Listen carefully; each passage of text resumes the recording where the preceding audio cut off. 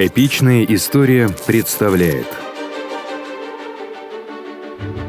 В 1796 году, в разгар французских революционных войн, молодой французский генерал принял командование над потрепанной, деморализованной армией в Северной Италии. Это было его первое боевое назначение. Многие ожидали, что он потерпит неудачу, но уже через месяц он блестяще провел свою первую кампанию.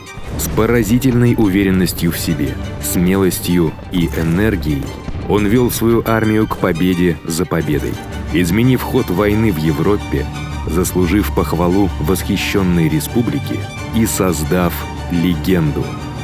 Это история первой кампании Наполеона Бонапарта и расцвета новой эпохи.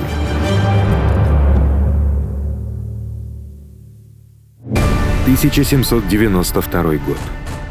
Европа охвачена конфликтом, вызванным революцией во Франции.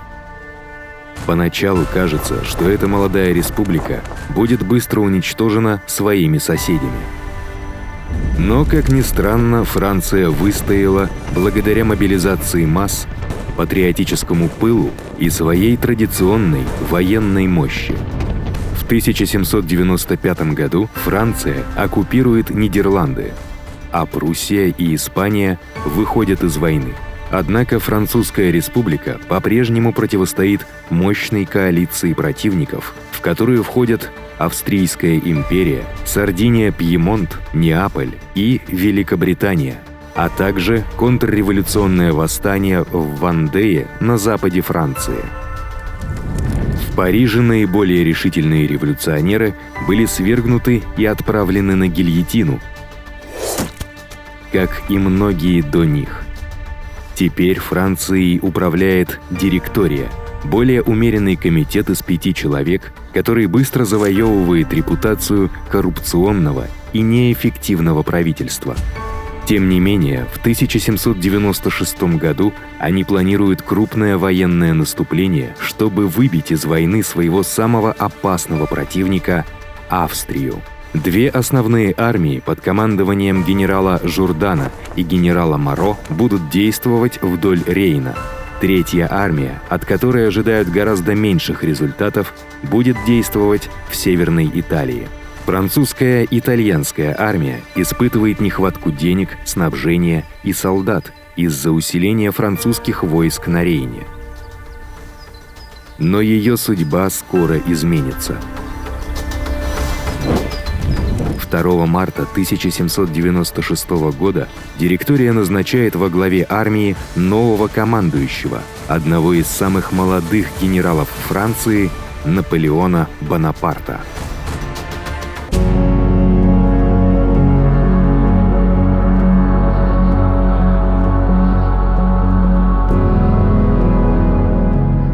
25 марта Наполеон прибывает в штаб итальянской армии в Ницце.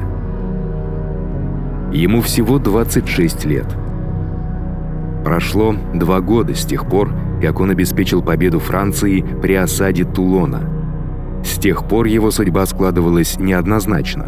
Недолгая служба в качестве командующего артиллерией в Италии, 10 дней в тюрьме, когда его политические покровители лишились власти, отказ от службы в Вандее, где шла борьба с французскими контрреволюционерами, и несколько месяцев без работы в Париже.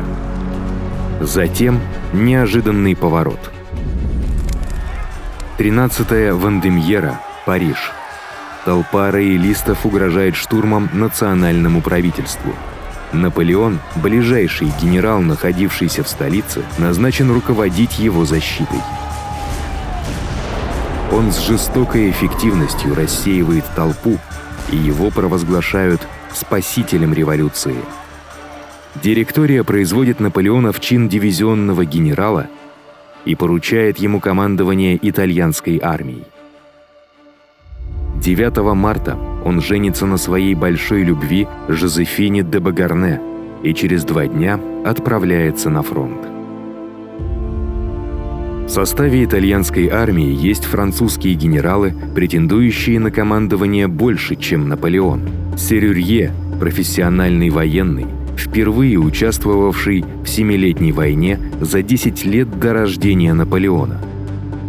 Ажеро – жесткий, опытный солдат, смелый тактик и убежденный республиканец. И Массена, поднявшийся из рядовых, бесстрашный, неутомимый, герой битвы при Лоано с австрийцами годом ранее. Все трое впоследствии станут маршалами наполеоновской армии. Пока Наполеон кажется этим ветераном молодым и недостаточно опытным политическим назначенцем, нелепо влюбленным в свою жену. Но в корсиканце было что-то такое. Как заметил Массена, его маленький рост и тщедушное лицо не располагали к нему. Но стоило ему надеть генеральскую шляпу, как он, казалось, вырос на 2 фута.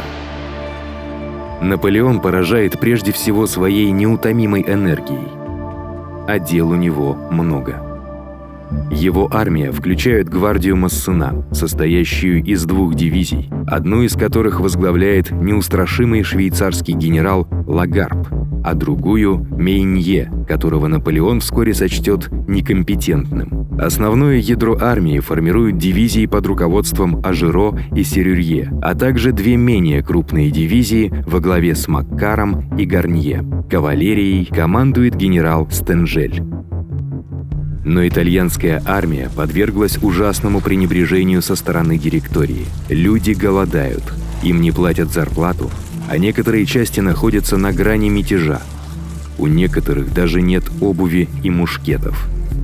Наполеон инспектирует войска и изучает донесения. Он следит за дисциплиной и ликвидирует прогнившие части. Ему помогают адъютанты Жюно, Мармон и бравый полковник кавалерии Иоахим Мюрат. Став императором, Наполеон сделает 2 из них герцогами, а 3-го – королем. Самый ценный помощник – новый начальник штаба генерал Бертье, который помогает ему реорганизовать систему снабжения армии, провести ревизию на юге Франции в поисках продовольствия, транспорта и фуража. Ситуация начинает улучшаться. Но Наполеон знает, что действительно оживит его потрепанные дивизии. Победа в бою и обещание грабежа.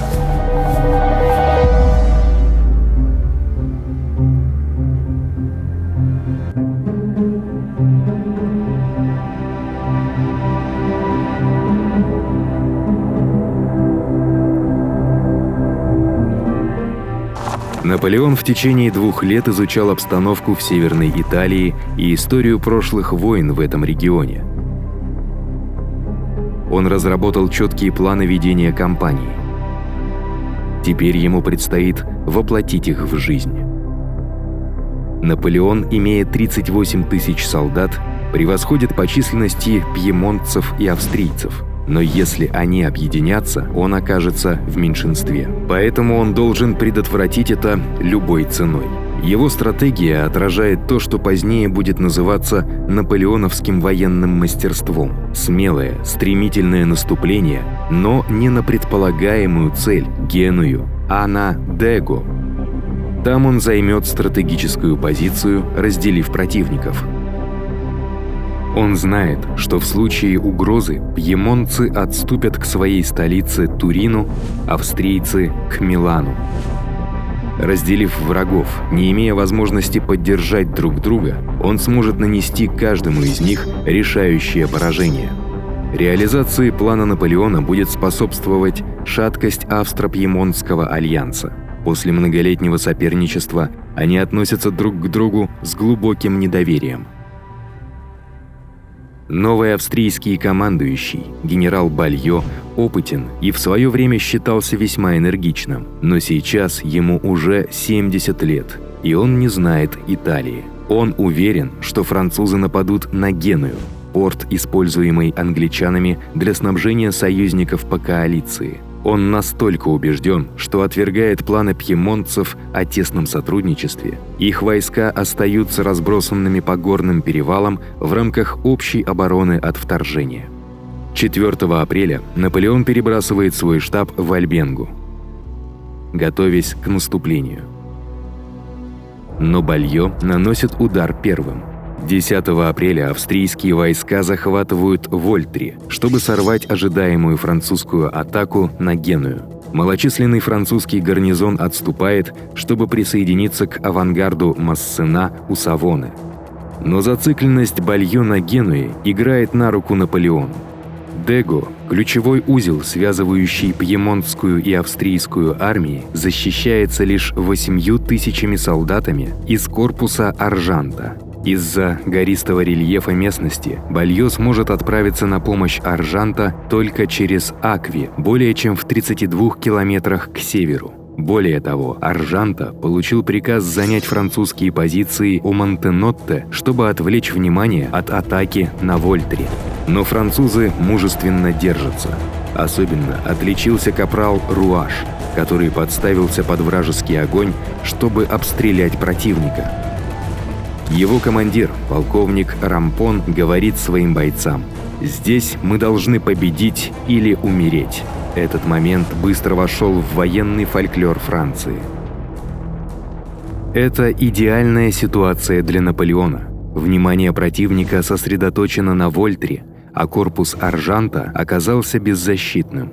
Он не теряет времени, отправляет дивизию Лагарпа на подмогу войскам Рампона, а Массена совершает тяжелый ночной марш по крутым оврагам под дождем и в тумане, чтобы охватить правый фланг Аржанта. К рассвету австрийцы оказываются в меньшинстве, окружены с флангов и подвергаются сильным атакам. Они в беспорядке отступают. Наполеон приказывает Массена двигаться на Дего, а сам переключает свое внимание на пьемонтцев. Однако продвижение Ажеро у Кассерии теряет свой темп. Старый замок удерживается пьемонтскими и хорватскими гренадерами. Французы проводят лобовые атаки под изнуряющим огнем и несут многочисленные потери. Когда полковник 18-й полубригады погибает, командование принимает 26-летний Луи Габриэль Суше. «Я никогда не видел такого огня», — писал Мармон, адъютант Наполеона. Несмотря на отчаянное сопротивление, численно уступающий гарнизон сдается на следующий день. Поскольку дивизия Серюрье также наступает с юга, у пьемонтского командующего генерала Колли не остается другого выбора, кроме как оставить позиции у Монтеземола. В тот же день под бдительным присмотром Наполеона Массена берет Дего. Пока дивизия Лагарпа движется на подкрепление Ажеро, оставшиеся в Дего голодные французские войска занимаются грабежом и мародерством. Никто не замечает полковника Вукасовича, сильного хорватского командира, приближающегося с 3000 подкреплений. Он атакует на рассвете, разбивает французов и с легкостью захватывает Дего. Для того, чтобы выбить Вукасовича из Дего, необходимо отозвать дивизию Лагарпа и провести еще один день тяжелых боев. Особой похвалы генерала Бонапарта заслужила штыковая атака под командованием 27-летнего полковника Ланна. За 4 дня Наполеон одержал 3 победы. Марши и сражения были изнурительными, но он достиг своей первой цели. Австрийцы перегруппировываются у Акви и вскоре отступают к Алессандрии. Они не могут оказать никакой поддержки пьемонтцам. В связи с этим генерал Колли отдает приказ об очередном отступлении на сильную оборонительную позицию за рекой Корсалия. Наполеон отдает приказ о немедленной атаке. Дивизия Ажеро справа, Серюрье слева, а Массена поддерживает наступление. Но французы под сильным огнем с трудом переправляются через разлившуюся реку с крутыми берегами. Когда войска Серюрье вступают в Сан-Микеле, они сразу же начинают грабить город и оказываются отброшенными контратакой. Несмотря на успех, Колли все еще сильно уступает в численности и опасается окружения. Вечером следующего дня он начинает скрытый отход к Мондави. Но Наполеона не обманули фиктивные костры. Патрули подтверждают его подозрения, пьемонтцы отступают. Уставшие, промокшие и изголодавшиеся войска Наполеона бросаются в погоню за врагом. Войска настигают Колли, прежде чем он успевает создать новую оборонительную линию. Отважный и любимый войсками генерал Диша погибает. Отступление превращается в разгром. Французы с триумфом вступают в Мондави, где наконец-то на короткое время они могут поесть и отдохнуть. Друзья, YouTube пытаются заблокировать в России. Чтобы не потерять нас, подписывайтесь на наш телеграм-канал. В нем каждый день выходят интересные посты по истории, а также там мы будем оповещать вас о том, как и где вы можете посмотреть наши видео. Друзья, давайте оставаться на связи.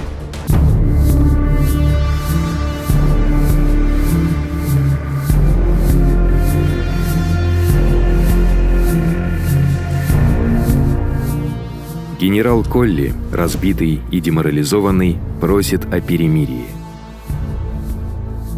Наполеон отклоняет просьбу, поскольку его войска спускаются с гор на плодородную равнину Пьемонта.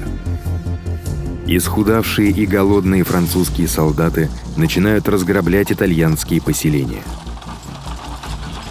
Бригадный генерал Жубер выражает разочарование поведением своих подчиненных. Все было бы очень хорошо, если бы солдаты не бросились грабить. Не проходит и дня без того, чтобы не был расстрелян какой-нибудь мародер. Но даже строгость наказания не останавливает эту порочную практику. Местные жители берут в руки оружие. Наполеон осуждает подобное поведение, но его приказы носят ограниченный характер, особенно учитывая, что все знают генералов Массена и Ажеро как выдающихся нарушителей дисциплины. 25 апреля французские войска вошли в Кераско, расположенный в 50 километрах к югу от столицы Пьемонта Турина. Тем временем генерал Бальо наконец-то выступает на помощь Пьемонту. Но он опоздал на неделю. Узнав о том, что Пьемонт начал переговоры с противником, он с негодованием отводит свои войска, планируя занять новые позиции вдоль реки По. По пути австрийские войска присоединяются к грабежу пьемонтских деревень. Виктор Амадей III, король Сардинии и Пьемонта, не видит иного выхода, кроме как принять условия мира, выдвинутые Бонапартом. Пьемонт должен отдать стратегически важные крепости Кунео, Алессандрию и Тартону, оставив страну практически беззащитной. Окончательный вариант мирного договора, подписанный через 3 недели в Париже, предусматривает передачу Ниццы и Савойи Франции и предоставление французским войскам свободного прохода. Наполеон завершил 4-летнюю войну с Пьемонтом менее чем за 3 недели.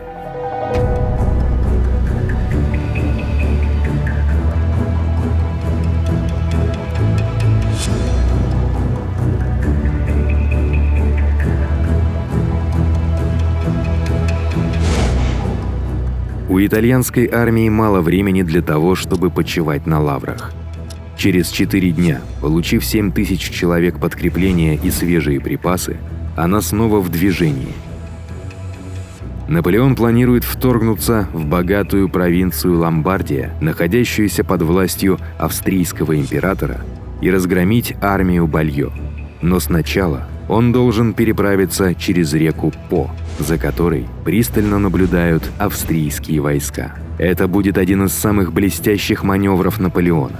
Массена получил приказ создать видимость подготовки к переправе через реку Усале, собрать лодки и построить орудийные батареи. Тем временем Наполеон сформировал новую элитную бригаду. 5000 гренадеров, карабинеров и шоссеров в качестве авангарда армии под командованием генерала Даллеманя. Этим войскам приказано быстро продвигаться на восток, к Пьяченце, и преодолеть 65 километров всего за 36 часов. За ними следует дивизия Лагарба, а за ней Ажеро и кавалерия.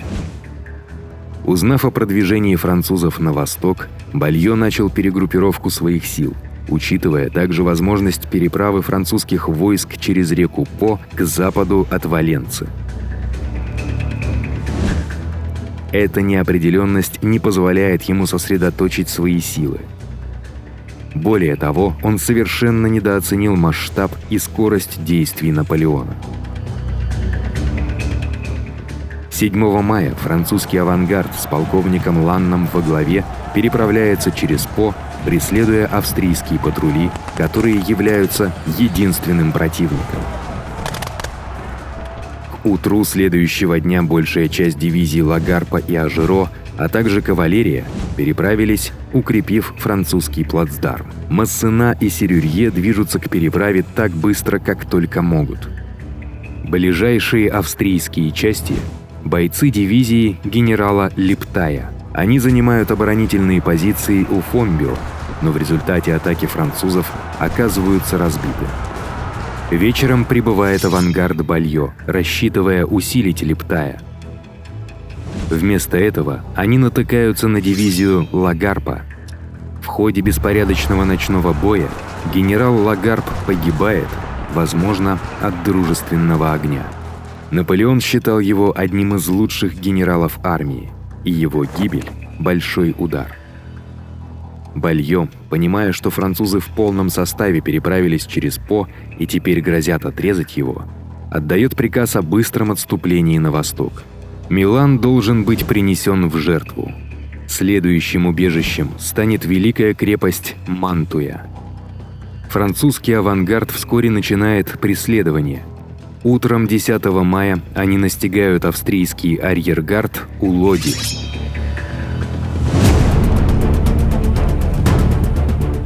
Французские войска гонятся за австрийцами через весь город и добираются до 180-метрового моста через реку Адда. Но когда они пытаются пройти дальше, то обнаруживают, что мост обстреливается из 14 орудий. Дальний конец моста удерживают 3 батальона хорватской пехоты. За ними в резерве находятся еще несколько батальонов и эскадронов кавалерии. Всего около 6500 человек. Вскоре прибывает Наполеон и устанавливает пушки на берегу для обстрела австрийцев. Артиллерийская дуэль длится почти всю вторую половину дня. Наполеон отправляет кавалерийскую бригаду Бамона вверх по течению в поисках брода, чтобы переправиться через реку и обойти австрийскую оборону с фланга. Но он начинает терять терпение. С юга подошла дивизия Массена, доведя численность армии до 15 тысяч человек и 30 орудий. Наполеон обращается к пехоте, подбадривая ее, побуждая осмелиться взять мост, и отдает приказ двигаться вперед. Под крики «Да здравствует республика!» закаленный 2-й батальон карабинеров идет в атаку. Они попадают под шквальный огонь австрийских орудий. Но под предводительством Наполеона, Бертье, Массена, Ланна и других французская пехота прорывается через мост. Перед лицом этого неодолимого натиска австрийская передовая линия рушится, а французская кавалерия, переправившись через реку на севере, начинает организованное движение в сторону австрийского арьергарда.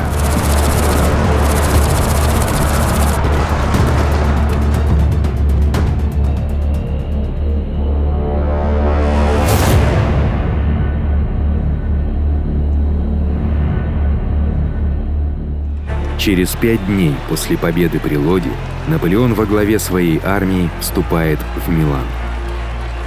Их встречают ликующие толпы. Хотя на самом деле отношение итальянцев к французам крайне противоречиво. После Лоди у французских солдат появилось новое прозвище для своего генерала – «Le Petit Caporal» – «маленький капрал». Это уважительное прозвище, поскольку он не боится запачкать руки, даже сам наводит орудие. Работа артиллерийского капрала. Всего за месяц Наполеон превратил уставшую от войны, растрепанную и деморализованную армию в победоносную боевую силу, преисполненную чувства собственного достоинства и жаждущую новых завоеваний. Уже в первой кампании он продемонстрировал необычайную энергию, мастерское владение деталями, блестящую военную интуицию, а главное – непоколебимую веру в себя. Именно это качество вдохновляет его солдат рисковать жизнью ради славы, ради республики и ради человека, которого они в будущем провозгласят своим императором. Май 1796 года. Французские революционные войны продолжаются уже 5-й год. На том фронте, который многие считают второстепенным, происходят поразительные события. 26-летний генерал Французской республики Наполеон Бонапарт провел молниеносную кампанию по Северной Италии. Разгромил Сардинию-Пьемонт и отбросил австрийцев из Ломбардии. 2000 австрийских солдат остаются в цитадели Милана. Но им не удается помешать триумфальному въезду Наполеона в город 15 мая. Теперь французский генерал заседает в палаццо Сербеллоне, издавая декреты от имени парижской директории, а его войска наслаждаются несколькими днями отдыха. Ломбардия становится французским дочерним государством, получив название Транспаданская республика. Политические и экономические реформы сметают старые австрийские порядки к радости итальянской интеллигенции в таких городах, как Милан. Но французы также требуют 20 миллионов франков для финансирования войны, а их войска реквизируют огромное количество продовольствия, лошадей, скота и обуви. Но больше всего возмущают итальянских священников и крестьян нападки на собственность и имущество католической церкви. Подобные новости становятся подарком для антифранцузских пропагандистов. 23 мая, когда наполеоновские войска отправились в погоню за австрийцами, в Павии вспыхнуло восстание. На следующий день вспыхивают беспорядки в Милане. Наполеон мчится в город, где вскоре восстанавливается порядок. Но по дороге в Павию, в Бенаско, он сталкивается с 1000 вооруженных повстанцев. Гренадеры полковника Ланна разгромили крестьян, убили 100 человек и сожгли деревню.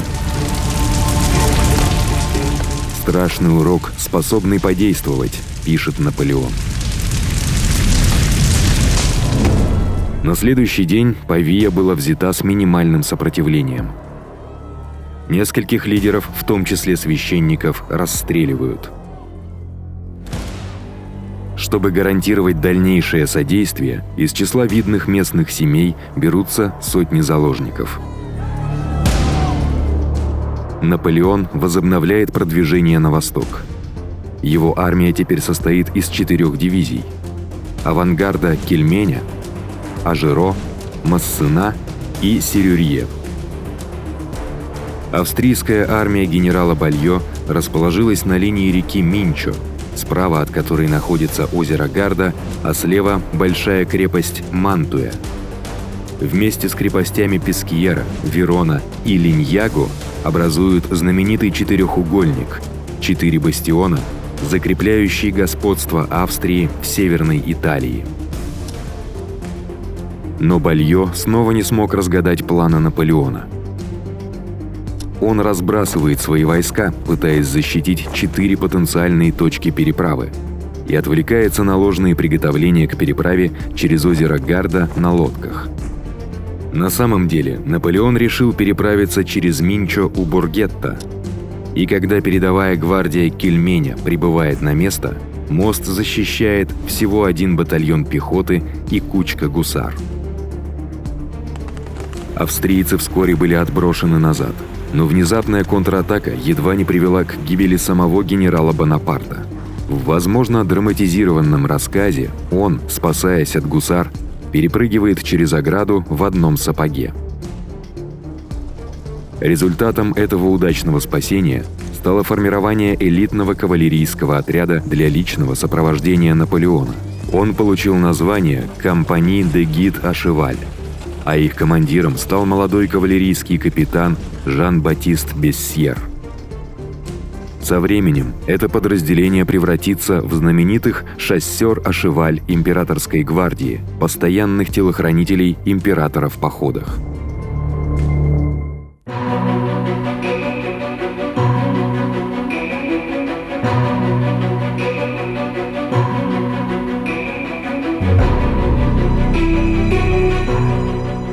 Застигнутый врасплох переправой у Баргетта, Бальё начинает отход на новую оборонительную линию в долине Адиджа. Однако в Мантуе он оставляет усиленный гарнизон, прекрасно оснащенный и готовый выдержать осаду в течение как минимум 2 месяцев. Обойти Мантую Наполеону не удастся, гарнизон слишком силен. Но город-крепость окажется непростым испытанием. Его старые стены с 3 сторон окружены озером, а с другой – болотами, пораженными малярией. Самое опасное место в Италии, сообщает Наполеон директории. Самая большая проблема – отсутствие тяжелой осадной артиллерии. Большинство орудий находятся в Милане, обстреливая австрийцев, засевших в цитадели. Еще больше орудий должно было прибыть по морю, но их перехватили английские военные корабли под командованием некоего коммодора Горацио Нельсона. С апреля Наполеон провел 3 успешных наступательных кампании. Прошел более 320 километров и выиграл 10 сражений. Но, наконец, у стен Мантуи он был остановлен. А требования к его ограниченным силам все возрастают. Он должен поддерживать осаду Мантуи, несмотря на то, что число ее орудий превосходит число его собственных, и прямой штурм невозможен. Он должен защитить свои коммуникации с Францией и не допустить восстания в Ломбардии. И он должен быть готов к встрече с австрийцами, которые получают подкрепление из Германии и вскоре предпримут контратаку.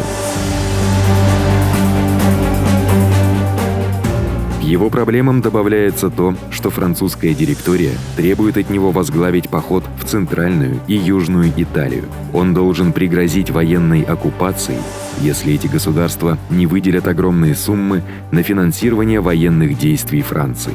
Наполеон категорически возражает против этой идеи. Марш войск через всю Италию в разгар лета, предупреждает он, закончится болезнями и смертями. К счастью, одними лишь сильными словами удается убедить Неаполь подписать перемирие. И в итоге Наполеону даже не приходится доходить до Рима. Французы проходят через Моденское герцогство, Папскую область и Великое герцогство Тосканское, собирая более 40 миллионов франков дани с государств, бессильных сопротивляться. Перед возвращением в Милан Наполеон обедает во Флоренции с великим герцогом. Там он встречается со своей женой Жозефиной, прибывшей из Парижа в сопровождении своего нового любовника.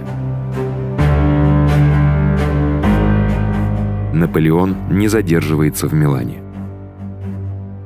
Его цитадель наконец пала, освободив осадные орудия.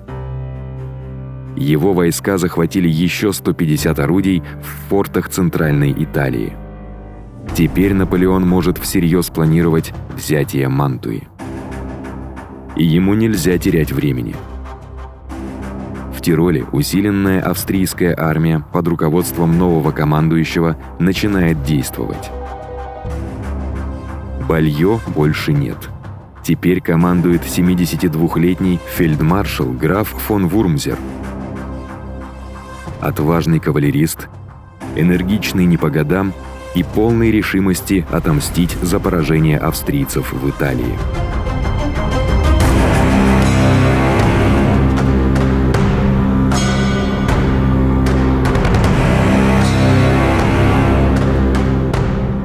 После переправы через Минчо Наполеон провел реорганизацию и перегруппировку своих войск. Дивизия генерала Массена находится у Риволи, наблюдая за дорогой на Тироль. Две его бригады под командованием генерала Саре находятся в Сало, наблюдая за западным берегом озера Гарда. Дивизия генерала Деспинуа поддерживает его у Пескьеры. Дивизия генерала Ажиро находится в районе Линьяга, контролируя восточные подступы. Кавалерия Кельменя несет дозор.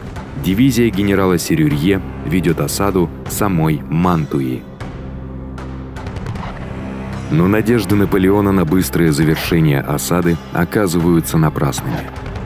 Австрийский гарнизон держит умелую и активную оборону, совершая вылазки на французские позиции и захватывая припасы. Мюрат, недавно получивший звание бригадного генерала, планирует ночью переправить через озеро группу людей в австрийской форме, чтобы застать часовых врасплох. Но операция срывается, когда уровень воды внезапно падает. Французы усиливают обстрелы города, выпустив за 6 часов более 1000 пушечных и мортирных снарядов. В Мантуе раздаются взрывы, но ее стены еще не пробиты. Наполеон не успевает. Фельдмаршал Вурмзер наконец-то идет на помощь Мантуе. Он разделил свою армию на 4 колонны. 2 центральные колонны продвигаются по долине Адидже прямо к Мантуе. Другая колонна на востоке движется широким фланговым маршем. 4-я колонна под командованием генерала Кваздановича движется вдоль западного берега озера Гарда, планируя захватить Брешию и перерезать линию отступления Наполеона. Массена подвергается мощной атаке и, сильно уступая в численности, оставляет Риволи и начинает боевое отступление. Как только эта новость доходит до Наполеона, он мчится в Кастель-Нуово, приказывая Ажиро, Деспинуа и Кельменю как можно быстрее присоединиться к нему. Но неожиданно именно колонна Кваздановича становится самой большой угрозой. Войска генерала Саре в Сало сильно уступают в численности. Они оказывают упорное сопротивление, но вынуждены отступить. На следующий день австрийские войска застают французов врасплох у Брешии. Они захватывают город, а также армейский госпиталь, в котором находилось 2000 французских больных и раненых. Даже жена Наполеона Жозефина, направлявшаяся в Брешию, едва не попадает в плен в этом хаосе. Вурмзер провел Наполеона. Он уже потерял 5000 человек убитыми и ранеными. Его левый фланг разбит, и есть реальная возможность окружения. Это самый серьезный вызов, с которым он столкнулся как командующий армией, и он заставит его принять непростое решение.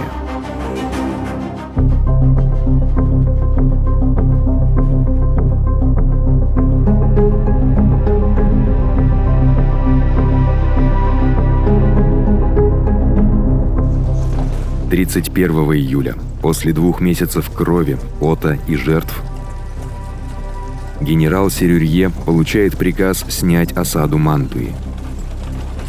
Он должен отправить 2 свои бригады на подкрепление Массена и Ажиро, а с остальными войсками отойти для защиты линии отступления армии. 179 орудий, а также боеприпасы и провиант, которые не удалось перевести, будут закопаны или сброшены в болото. Наполеону нужен каждый человек. Ведь в разгар кризиса он уловил возможность. Наступление Кваздановича застало его врасплох. Но озеро Гарда отделяет его от остальной австрийской армии. Наполеон сосредоточит свои силы против Кваздановича, разгромит его в бою, а затем снова повернет в сторону Вурмзера. Вскоре французские дивизии переходят в наступление. Войска Кваздановича достигают Ланата, но здесь сталкиваются с авангардом Массена. Австрийцы оказались под сильной атакой и после прибытия французских подкреплений вынуждены отступить. На следующий день французы отбивают Брешию вместе с большей частью своих запасов, больными и ранеными. И тут Наполеону улыбнулась удача.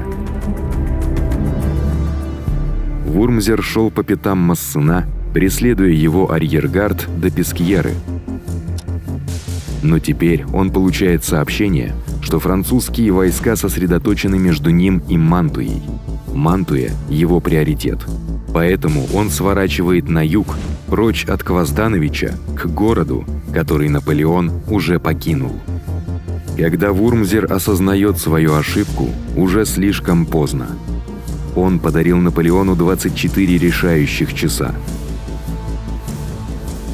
Ошибка, за которую он дорого заплатит.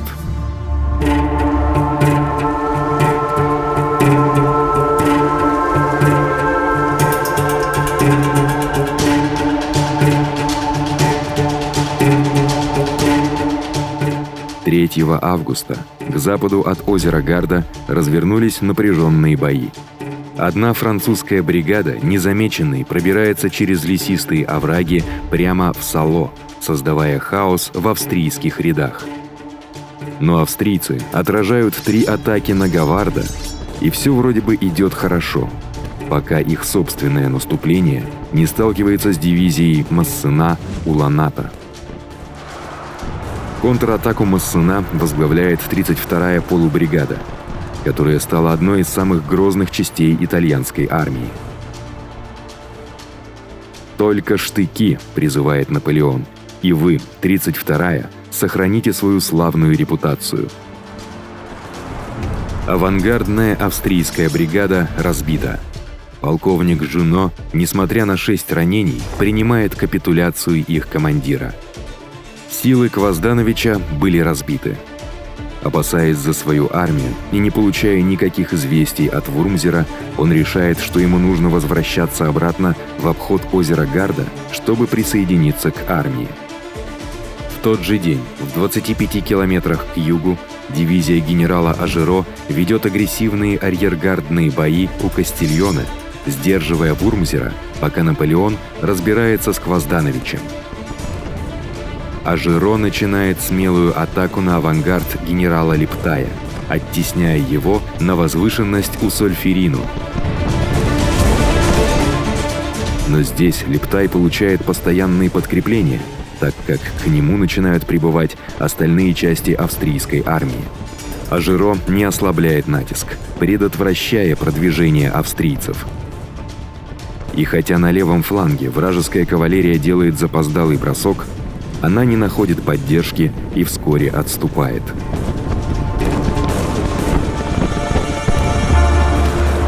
Для Ажеро и его людей это был длинный и героический день борьбы с превосходящими силами, который Наполеон никогда не забудет. Через 12 лет, став императором, он сделает Ажеро герцогом Кастильона и всегда будет напоминать его критикам: «В тот день он спас нас». Тем не менее, к ночи дивизия Ажеро оказывается на грани отступления. «Наши солдаты изнемогают от усталости и голода. Если вы не пришлете мне подкрепление, я не смогу продержаться».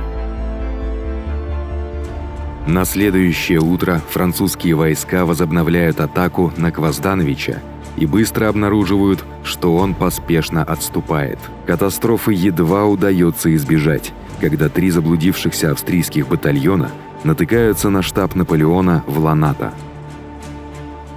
Они требуют от генерала капитуляции. В ответ Наполеон громко приказывает своим гренадерам и артиллерии занять позиции, а затем требует, чтобы австрийцы сдались или их ждет смерть от меча. Это смелый блеф, ведь поблизости почти нет его войск.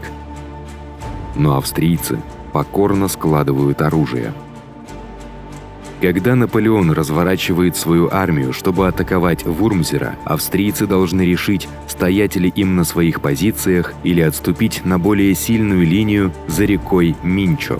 Вурмзер решает остаться на месте. Вступив в бой с Наполеоном, Он надеется выиграть время для перегруппировки и возобновления наступления Гвоздановича, а также для пополнения запасов в Мантуе. Он рассуждает здраво, но его разведданные устарели. И он недооценил скорость продвижения наполеоновских войск.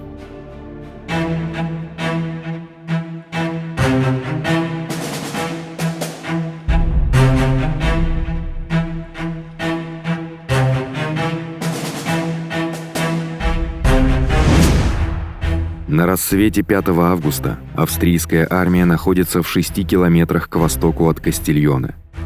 Выстроившись в две линии, северный фланг у деревни Сальферина, южный у хорошо укрепленного редута Монте-Медолана.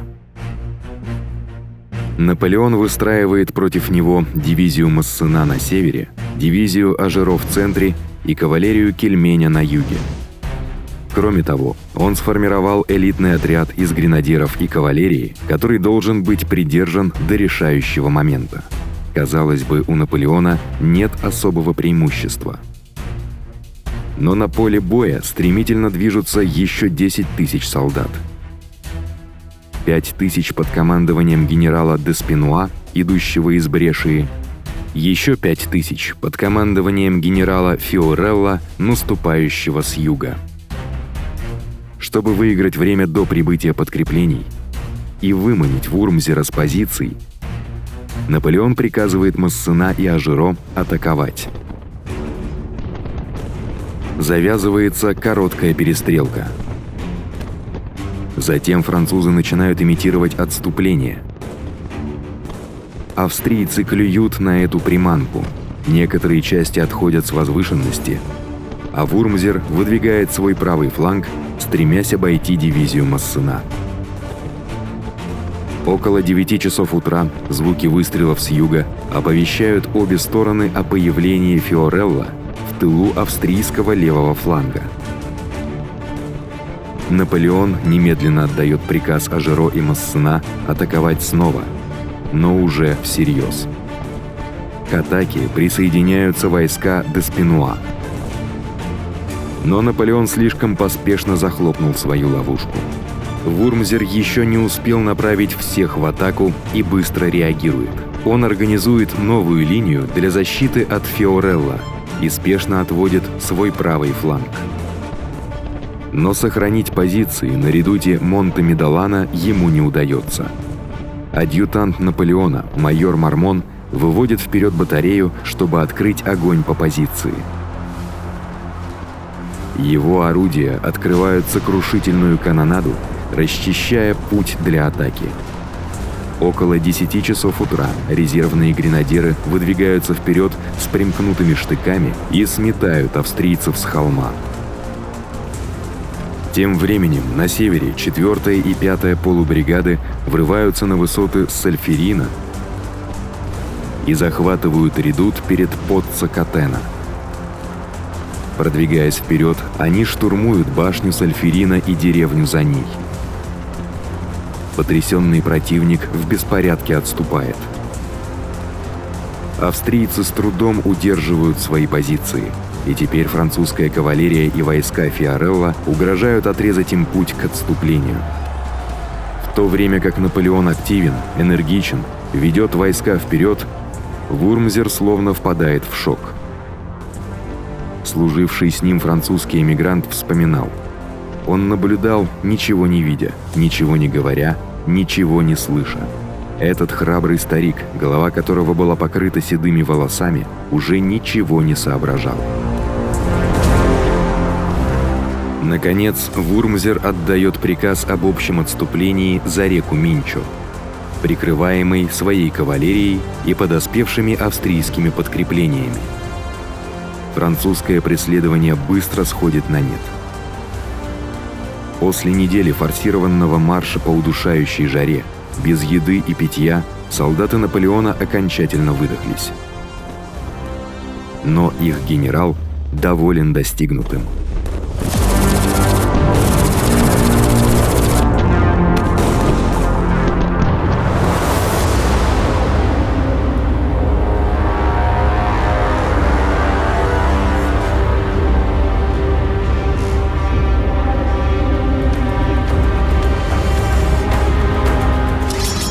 армия Вурмзера находит временное убежище за рекой Минчо. Вскоре Наполеон возобновляет наступление. Массена отправляется на север, чтобы освободить французский гарнизон в Пескьере и создать угрозу линии отступления Вурмзера. Австрийский генерал начал нервничать. Убедившись, что гарнизон Мантуи полностью пополнен и укомплектован, он начинает отход в Тироль, чтобы перегруппироваться и все обдумать. Французы наступают ему на пятки. Наполеон только что прошел через самые сложные испытания в качестве командующего армией. И хотя противник поначалу сбил его с толку, он проявил блестящую гибкость и свойственную ему энергию, чтобы выдержать удар и затем одержать победу. Но Мантуя остается ключом к Италии, и пока она остается непокоренной, австрийцы будут делать все возможное, чтобы спасти ее. Вурмзер вернется, а когда вернется, то окажется лицом к лицу с Наполеоном, который начнет наступление на саму Австрию. Август 1796 года. Война между молодой Французской республикой и коалицией, похоже, склоняется в пользу Франции. В Вандее генерал Гош положил конец 3-летнему восстанию роялистов. Эта ужасающая гражданская война унесла, по оценкам, 165 тысяч жизней и стала самой кровавой главой французской революции. Испания Бурбонов заключила союз с Францией. Им предстоит объединить силы против общего врага Великобритании. В Германии армии генерала Журдана и генерала Моро перешли Рейн и наступают на Вену. В Италии ошеломляющая победа Наполеона при Кастильоне заставила австрийцев бежать обратно в Тироль. Теперь Наполеон может возобновить осаду Мантуи, ключа к Италии. Но ему придется начать все сначала.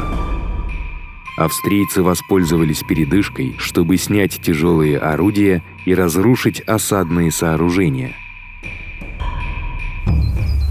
Летом окружающий город ядовитые болота становятся смертельно опасными. Австрийский гарнизон страдает от болезней, в основном от малярии. Генерал Серюрье, командовавший французской осадой, также заболевает. Он возвращается во Францию, чтобы поправить здоровье, и его заменяет генерал Саюге. Болезни и нехватка снаряжения вновь терзают французскую армию в Италии. Даже генерал-герой Массена просит о переводе на другое место, ссылаясь на плохое самочувствие и истощение. Наполеон отклоняет его просьбу. Несмотря на эти проблемы, парижская директория приказывает Наполеону перейти в наступление в рамках грандиозного стратегического плана против Австрии. Он должен прорваться к Инсбруку, соединиться с рейнской армией Моро, затем вместе вторгнуться в Австрию и заставить императора Франца запросить мира. Наполеон имеет дело с примерно равным по численности противником. Поэтому он планирует использовать скорость и концентрацию сил, чтобы обрушиться на австрийские войска в долине Адидже и расчистить путь на север.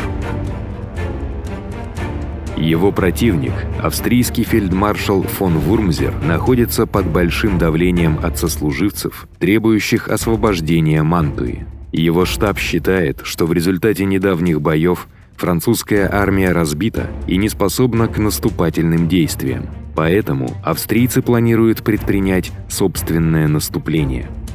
Вместо того, чтобы пытаться пробиться через французские войска в долине Адидже, Вурмзер будет держать Давидовича в обороне, в то время как он возглавит широкий фланговый марш через долину Бренты и Бассана, чтобы достичь Мантуи с востока.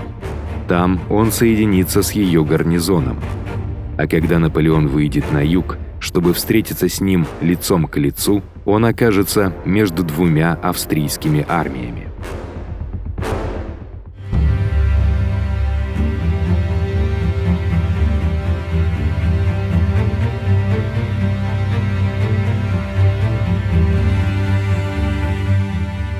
Австрийцы начинают наступление 1 сентября. Французские войска начинают наступление на следующий день. Массена продвигается вверх по долине Адиджи, а Ажиро идет по более трудному горному маршруту справа от него. Генерал Вабуа совершает марш вокруг озера Гарда, чтобы присоединиться к ним, причем одна бригада переправляется на лодке. Передовые австрийские аванпосты были разбиты, а 4 числа 3 французские дивизии сходятся с сильно превосходящими по численности силами Давидовича под Роверетто. Генерал Виктор возглавляет главную атаку прямо по дороге, оттесняя вражеский центр. Тем временем французская легкая пехота пробирается по склонам долины, чтобы обойти противника с фланга. Эту тактику французы будут использовать снова и снова, чтобы вытеснить австрийцев с сильных позиций в узких проходах. Австрийцев гонят вверх по долине к главному лагерю Давидовича в Каллиано. Как замечает Наполеон, эта позиция должна была быть неприступной. Отвесные горы по обе стороны долины шириной всего в несколько сотен метров. Небольшой замок и стены дополняют грозную естественную защиту. Но его оборона была поручена одному единственному потрепанному австрийскому полку, которому не дали времени на подготовку. Когда французы наносят по ним быстрый и сильный удар, они сдаются.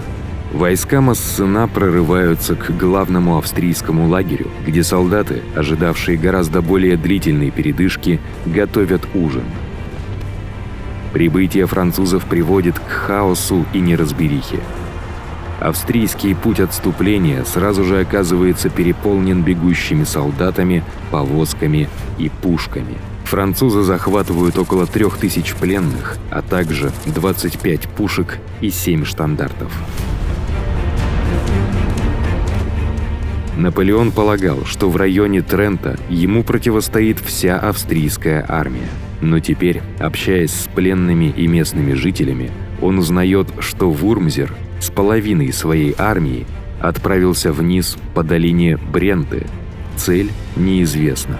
С типичной быстротой и решительностью Наполеон отменяет план соединения с Моро в Инсбруке и отдает приказ о преследовании. Если он сможет поймать и уничтожить Вурмзера до того, как тот достигнет безопасного места, война в Италии будет выиграна.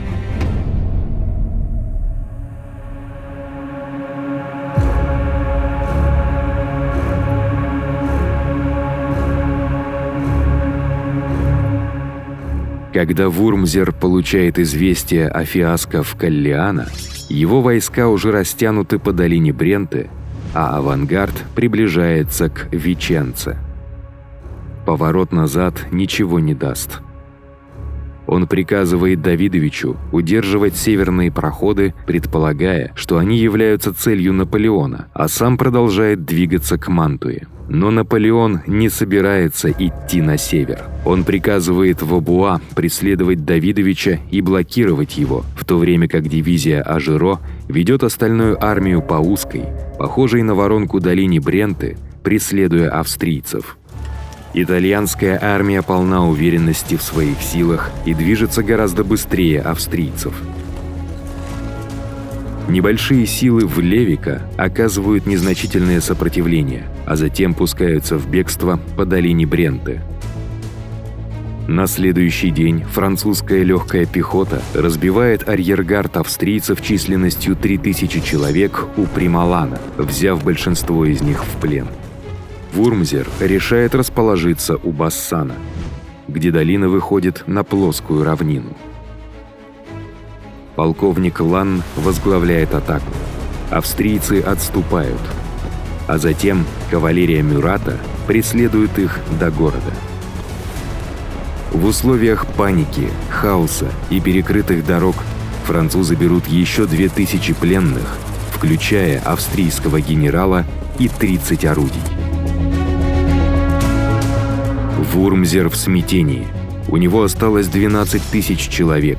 Его превосходят 2 к 1, а часть его войск отступает в неверном направлении к Триесту. Его единственная надежда – добраться до Мантуи. 2 армии вступают в гонку, но впервые за всю кампанию австрийские солдаты опережают своих измученных французских противников.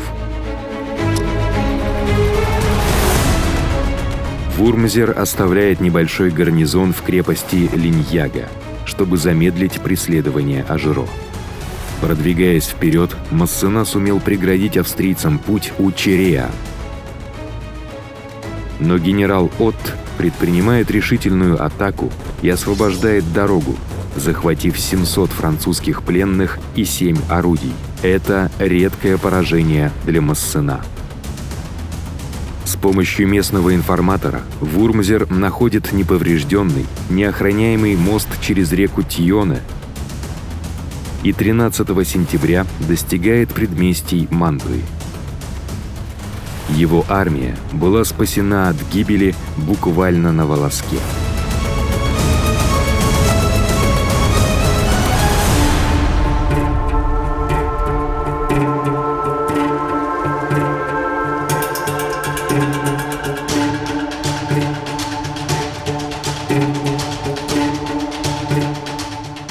Наполеону не удалось помешать Вурмзеру добраться до Мантуи. Но он знает, что если ему удастся удержать его в городе, то это создаст невыносимую нагрузку на его снабжение. Поэтому Вурмзер стремится держать свою армию за стенами города, чтобы иметь возможность маневрировать и, что особенно важно, добывать провиант в окрестностях. На следующее утро, когда Ажеро принимает капитуляцию австрийского гарнизона в Линьяго, Массена предпринимает внезапную атаку на Дуэ-Кастелли. Но это слишком амбициозно. Его люди не успели восстановиться после долгого марша, а австрийцы сражаются храбро. На следующий день Наполеон начинает более масштабную и скоординированную атаку. Дивизия Саюге наступает справа. Вскоре его войска вступают в тяжелые бои с бригадой Отто в районе деревни Ла-Фаворита. Дивизия Ажеро под временным командованием генерала Бона наступает вдоль реки Минчо, пытаясь переломить правый фланг австрийцев. Когда Вурмзер направляет резервы из центра, чтобы укрепить оба фланга, укрытая дивизия Массена начинает атаку. Виктор и Рампон ведут в бой свои ветеранские полубригады.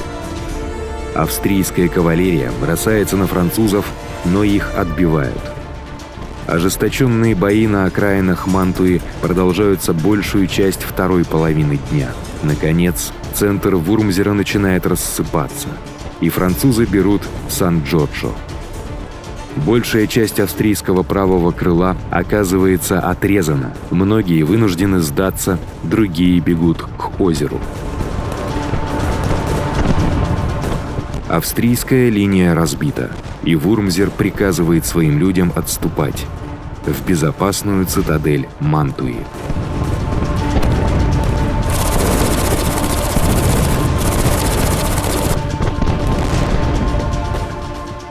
Войска, которые должны были спасти Мантую, теперь оказались в ловушке вместе с ее гарнизоном. К началу октября французы полностью блокировали город и возобновили осаду. Условия жизни в Мантуе стремительно ухудшаются. Болезни, раны и недоедание убивают в среднем около 100 австрийских солдат каждый день в течение 6 недель. Гражданское население вынуждено питаться крысами и лошадьми. Наполеон тем временем возвращается в Милан и отправляет своего адъютанта Мармона в Париж, чтобы представить директории 22 захваченных австрийских штандарта. Но в других регионах война складывается для Франции не так удачно. Эрцгерцог Карл, младший брат императора Франца, за 2 недели дважды разбил армию генерала Журдана.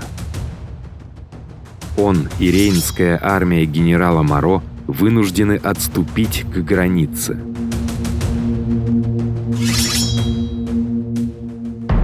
Эти неудачи означают, что Наполеон получит очень мало подкреплений, о которых он так срочно просил.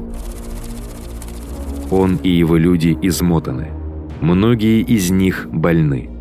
Им приходится сдерживать огромный и все более отчаянный гарнизон в Мантуе, зная, что австрийцы вскоре снова попытаются спасти город. Есть и дипломатические проблемы, которые также беспокоят Наполеона. В Риме Папа Римский разжигает ненависть к французам, ссылаясь на их отношение к католической церкви на управляемых ими территориях. В число этих территорий входит Циспаданская республика, частично образованная из Моденского герцогства, которое Наполеон упразднил за сговор с врагом. Кроме того, сохраняется угроза, что Неаполь может вновь вступить в войну в критический момент, чтобы нанести ему удар в спину. Поэтому, чтобы обезопасить свой южный фланг, Наполеон заключает всеобъемлющий мирный договор с Неаполем, не удосужившись посоветоваться с директорией. Подобные поступки питают слухи в Париже. Амбиции этого популярного молодого генерала кажутся безграничными. Не окажется ли он в один прекрасный день опасным политическим игроком? Но эти разговоры потеряют смысл, если Наполеон потерпит неудачу в Италии. Осенью того года, когда австрийские войска вновь пойдут на помощь Мантуе, он столкнется с самым искусным противником – фельдцейхмейстером Йозефом Альвинци, первым человеком, победившим Наполеона Бонапарта в бою.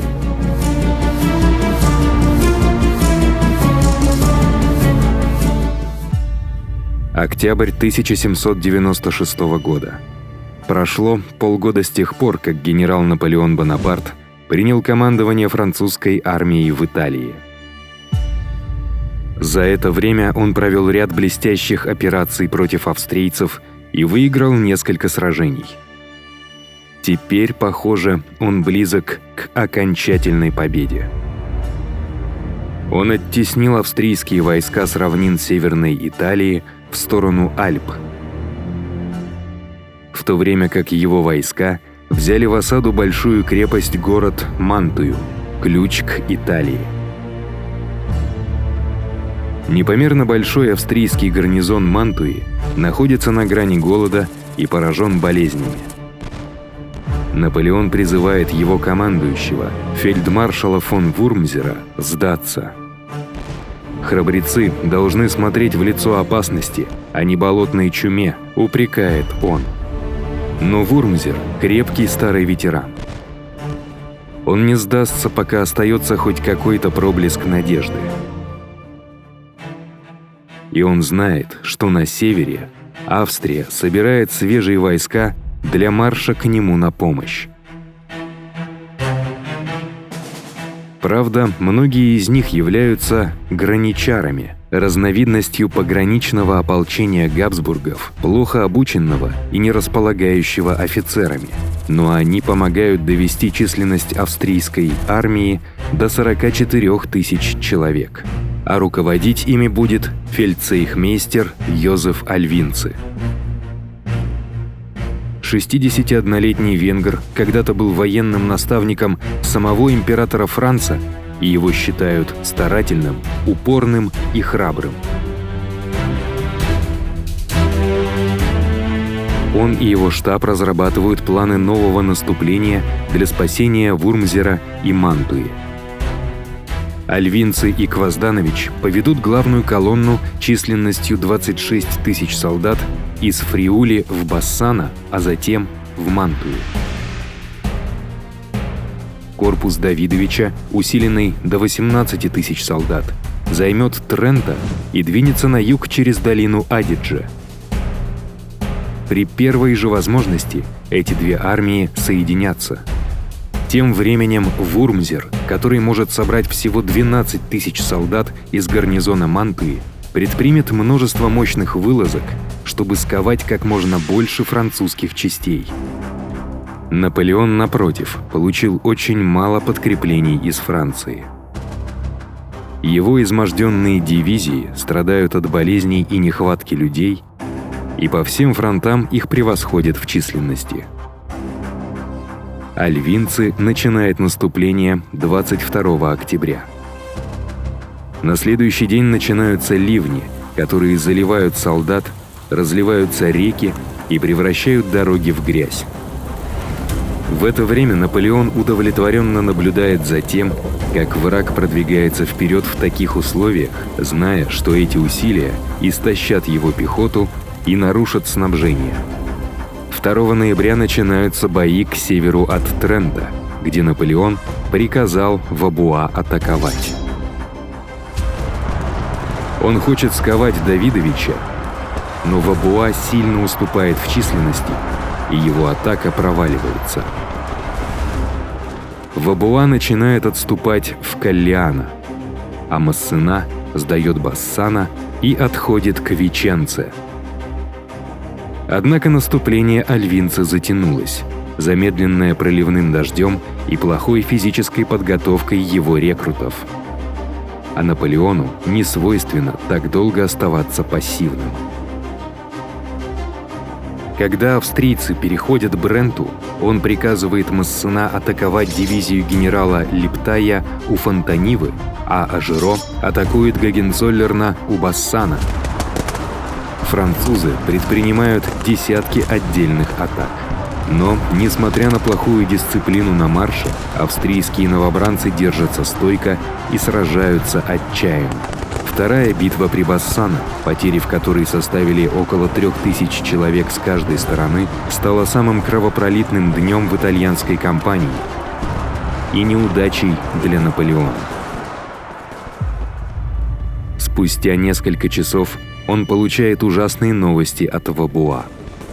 Во время тяжелых боев у Каллиано часть хорватских войск проникает за французскую линию, вызывая панику и бегство. Вабуа теряет почти половину своей дивизии убитыми, ранеными и пропавшими без вести, прежде чем ему удается перегруппироваться в Риволи. Французы отступают по всем фронтам. И если Наполеон не придумает ничего выдающегося, он, похоже, обречен на крупное стратегическое поражение.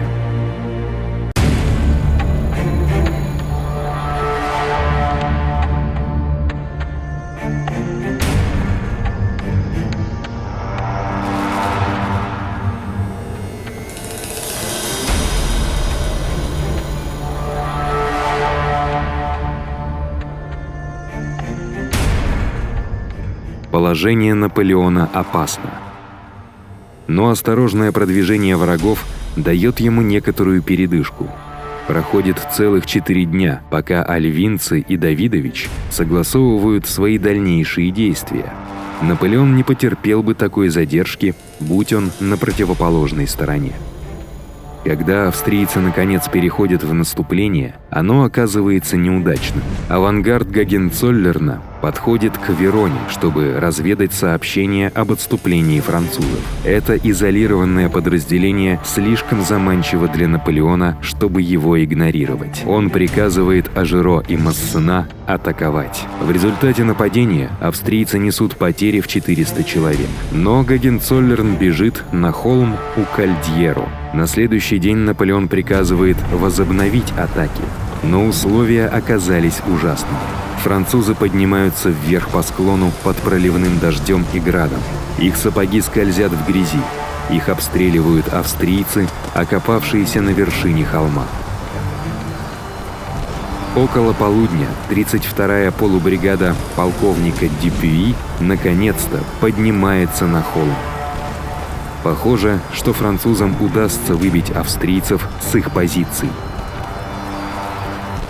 Но тут начинает прибывать австрийская армия, что чтобы поддержать натиск дивизии Гогенцоллерна. Французы оказываются под угрозой обхода с обоих флангов. Они занимают новые оборонительные позиции и держат оборону до темноты. Затем Наполеон решает отступить к Вероне.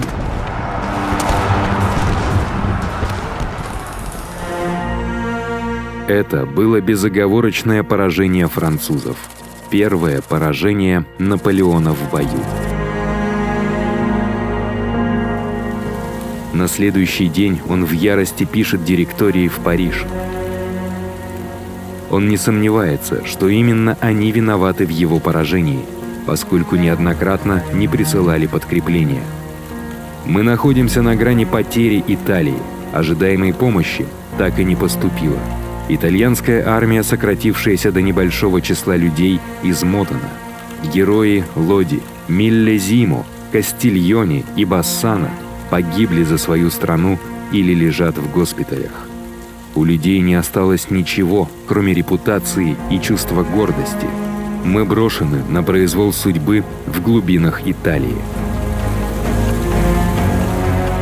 Но, несмотря на кажущееся отчаяние, Наполеон уже разработал план ответного удара. Потрясающе смелый шаг, который породит одну из величайших наполеоновских легенд.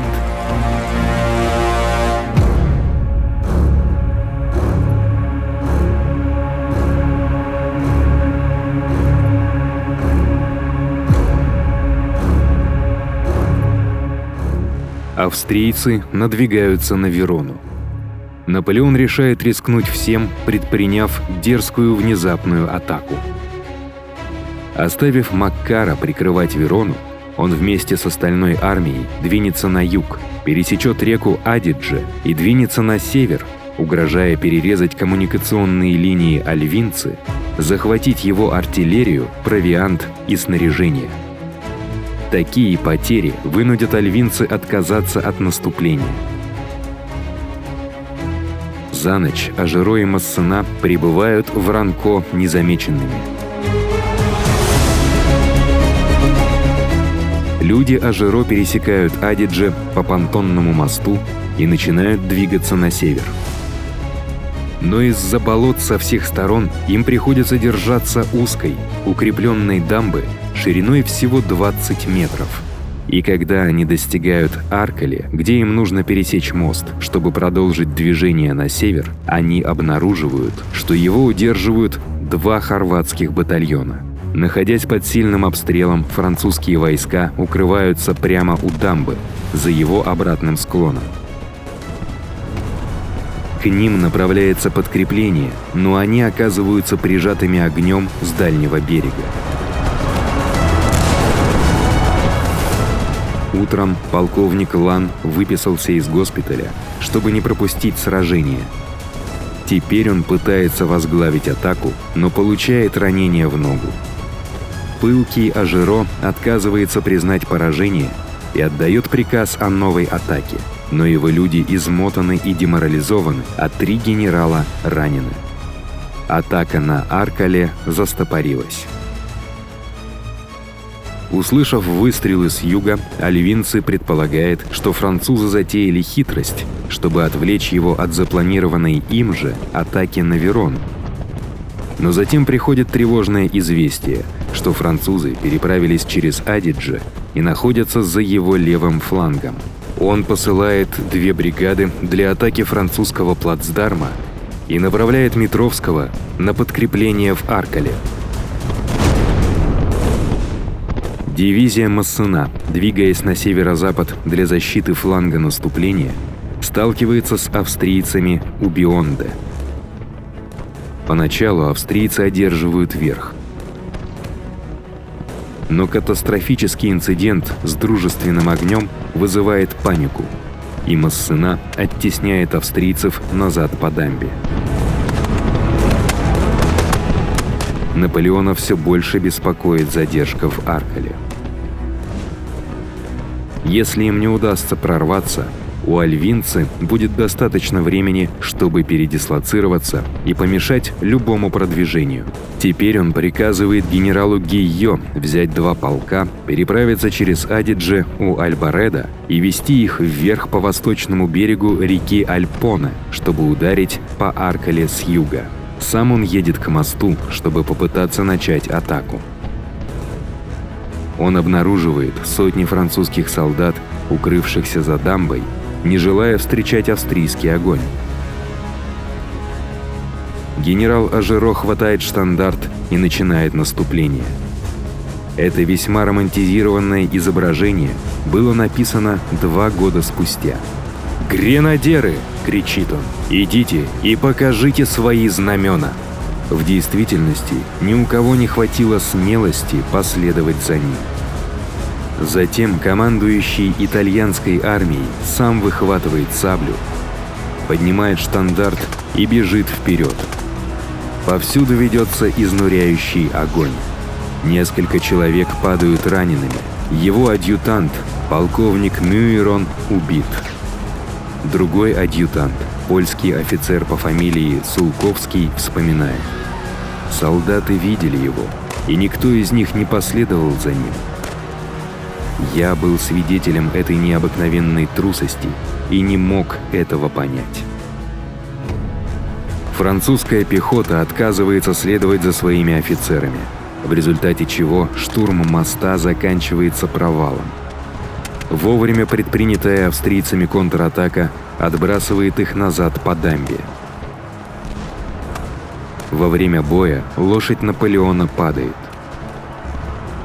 Он сваливается в болото, и его приходится вытаскивать адъютантом. Вечером генерал Гийо начинает атаку на Аркале с юга. С этой стороны оборона не столь грозная, и его люди с боем пробиваются в деревню. Аркале, наконец, пал. Но этой ночью люди Гийо получают приказ отступать. Наполеон готовится к отступлению. Если Давидович, как он ожидает, продолжил свое продвижение по долине Адидже, Наполеону придется отступить, иначе ему грозит окружение. Его смелый маневр, похоже, провалился. В 4 часа утра Наполеон получает донесение из Риволи, которое все меняет. Вабуа не только по-прежнему удерживает город, но даже еще не подвергался нападению.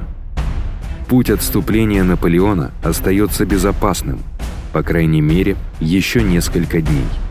Это все, что ему нужно для уверенности. Он немедленно отменяет отступление и отдает приказ о наступлении.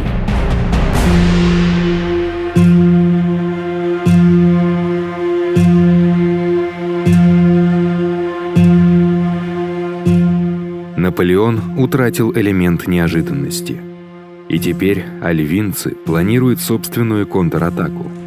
За ночь его войска продвигаются вперед. Провера к Бельфьоре. Митровский возвращается в Аркале.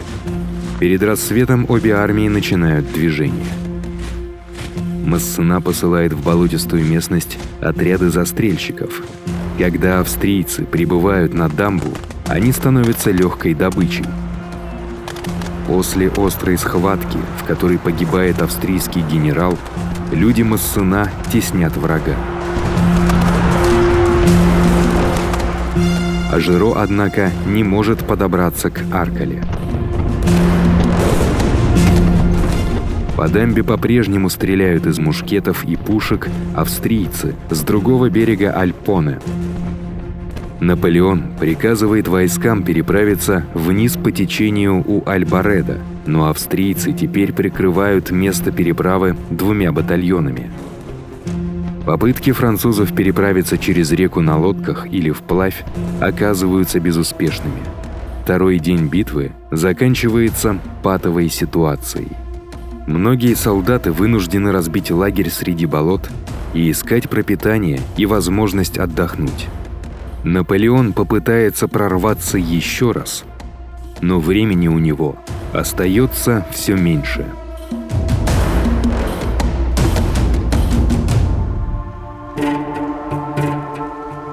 Давидович, который к этому времени получил от альвинца несколько настоятельных требований перейти в наступление, наконец атакует 17 ноября.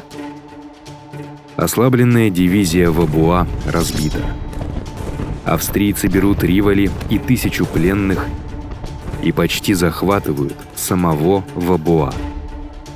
Когда Давидович наконец-то движется, Наполеон должен добиться успеха в Аркале или отступить. Мост в Аркале оказался чересчур труднопроходимым.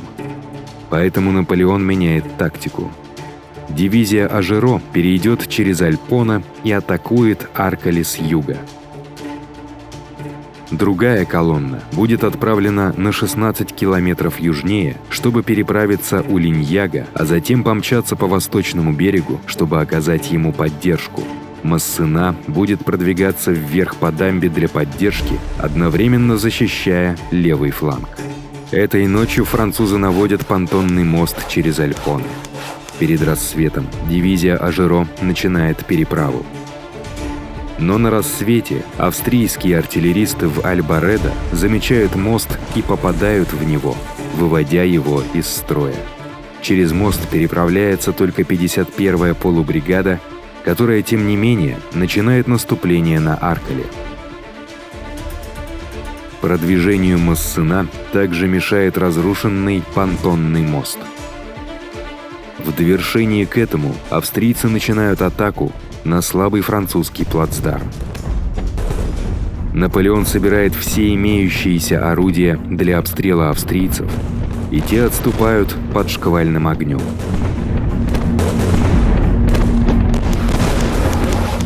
Мосты быстро восстанавливаются. Но по мере продвижения французы сталкиваются с упорным сопротивлением по обе стороны Альпоны. Кровавое сражение разворачивается вдоль дамб. Ни одна из сторон не может ни развернуть свои войска, ни получить преимущество. Около 15:00 прибывает французская колонна из Линьяга, угрожая охватить австрийский фланг. Как раз в тот момент, когда кажется, что Аркале вот-вот падет, австрийцы начинают яростную контратаку через мост. Бригадный генерал Робер убит, его войска в беспорядке отступают. Паника охватывает войска. Люди Ажеро теряют самообладание и отступают к мосту. Критический момент настал. Но в то время, как противник только что использовал свои последние резервы, Наполеон может использовать незадействованные войска Массена, включая элитную 32-ю полубригаду. Их внезапная контратака переломит ход событий. Люди Массена проносятся по дамбе, беря десятки пленных, а дивизия Ажеро возобновляет наступление. Когда они приближаются к Аркале, Наполеон прибегает к небольшой хитрости. 25 человек из его элитного эскорта заходят с востока, трубят в горн, чтобы изобразить массовую кавалерийскую атаку. В вечернем свете этого достаточно, чтобы напугать оставшийся гарнизон и заставить его покинуть деревню. Пока французы продолжают наступление, альвинцы приказывают своей измотанной и деморализованной армии отступить на восток к Монтебелло, чтобы защитить свои линии коммуникаций. Трехдневное сражение при Аркале было тяжелым и кровавым, без особых тактических изысков. Наполеон одержал победу с небольшим перевесом. Треть его армии погибла. Но на данный момент он сделал достаточно.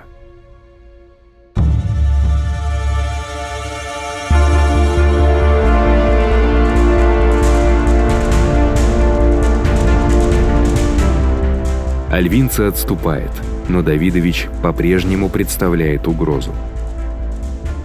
На следующий день Наполеон в привычном темпе отправляется с дивизией Массена на подкрепление в Абуа. А Жиро идет другим путем, чтобы угрожать линии отступления австрийцев. Последовавшее за этим замешательство между Альвинци и Давидовичем граничит с фарсом. Альвинци пишет командиру корпуса, сообщая, что поддержит его, возобновив наступление. Но Давидович, узнав о поражении при Аркале и находясь под прямой угрозой Наполеона, уже отступает. Однако, получив письмо Альвинцы, он пытается развернуть свою армию, что приводит к такому хаосу, что ему приходится немедленно отменить этот приказ и возобновить отступление. В итоге обе австрийские армии вскоре отступают. В этот момент старый доблестный Вурмзер выбирает момент, чтобы начать вспомогательную атаку из Мантуи. По крайней мере, ему удается получить столь необходимые припасы ценой 800 человек. Это была тяжелая кампания для Наполеона. По некоторым оценкам, он потерял больше людей, чем австрийцы. Он потерпел первое поражение в сражении и одержал дорогостоящую, тяжелую победу при Аркале. Но он одержал победу и отбросил врага. Более того, его героическое поведение на мосту в Аркале вскоре обретет собственную жизнь. Художники и памфлетисты превращают слегка приукрашенную версию событий в сенсационный материал для пиара, который захватывает Францию. При активном содействии Наполеона мир становится свидетелем рождения наполеоновской легенды. Могучей силы, которая будет вдохновлять на верность и преданность еще долгие годы.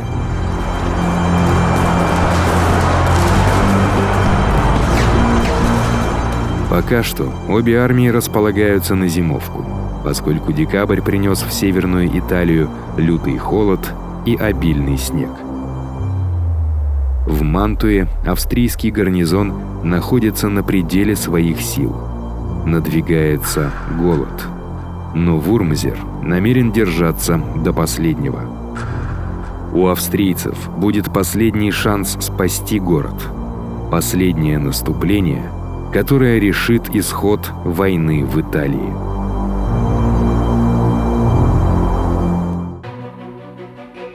Январь 1797 года. Наступил Новый год, а с ним и привычные проблемы для 27-летнего генерала Бонапарта, ведущего войну против австрийцев в Северной Италии. Он держит в осаде великий город-крепость Мантую, а после победы при Аркале снова оттесняет австрийские войска, пытавшиеся прийти ей на помощь. Но итальянская французская армия находится в плачевном состоянии. Войска не получали жалования неделями, их униформа приходит в негодность, обувь изношена. И самое главное, они голодны. Одна из главных забот Наполеона – плачевное состояние медицинского обслуживания его людей. В госпиталях не хватает самого необходимого. Наши раненые лежат на полу и находятся в ужаснейшем состоянии истощения. Речь идет не только о спасении жизней и возвращении раненых в свои части. Медицинское обслуживание влияет на моральный дух, ведь солдаты, идущие в бой, хотят знать, что если случится худшее, о них позаботятся.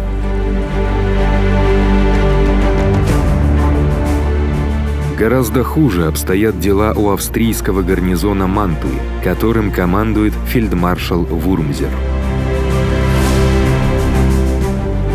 За 4 месяца осады 9000 солдат умерли от болезней, ран или недоедания.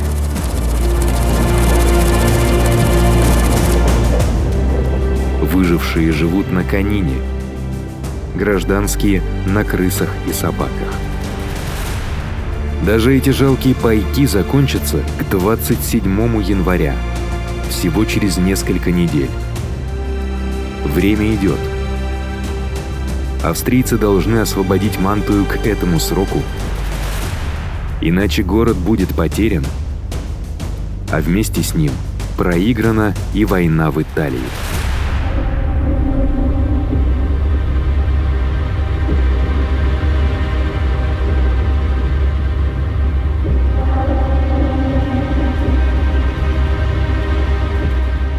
Наполеон, получив всего 7000 подкреплений, готовится встретить наступление альвинцы. Он не только будет в меньшинстве. Он не знает, куда ударит его враг. Наполеон вынужден держать одну дивизию, чтобы прикрыть гарнизон Вурмзера. Ею снова командует генерал Серюрье, оправившийся от долгой болезни. Дивизия Ажеро наблюдает за Адидже, а Массена охраняет Верону. У дивизии на севере новый командир. Наполеон уволил Вабуа за плохую службу и поставил на его место генерала Бартолеми Жубера. Это трудолюбивый, храбрый и исключительно скромный командир, которому, как и Наполеону, всего 27 лет. Генерал Рей находится в резерве, к югу от озера Гарда. Фельдцейхмейстер альвинцы получил 14 000 подкреплений и приказ как можно скорее освободить Мантую. Он готов к походу. Но сильный снегопад, а также позднее прибытие снаряжения и припасов задерживают его продвижение до 7 января. Первыми начинают движение колонны Провера и Боялича. Но их наступление всего лишь отвлекающий маневр, призванный переключить внимание Наполеона с главной угрозы, которая будет надвигаться по долине Адиджа. Альвинцы разделил войска на 6 колонн. Их задача — охватить и уничтожить дивизию Жубера в Риволи и расчистить путь к Мантуе. Но Риволи — сильная оборонительная позиция, и они должны нанести по ней мощный и быстрый удар, прежде чем французы успеют ответить. Наполеон, полагая, что до наступления австрийцев еще несколько недель, отправился в папские земли с колонной войск под командованием полковника Ланна. Они намерены оказать небольшое давление на папу, который продолжает оказывать сопротивление Франции. Однако, как только он получает сообщение о передвижении противника, Наполеон спешит вернуться в свой штаб в Ровербеллу. К этому времени войска альвинцы также начали наступление, но быстро обнаруживаются серьезные промахи в планировании.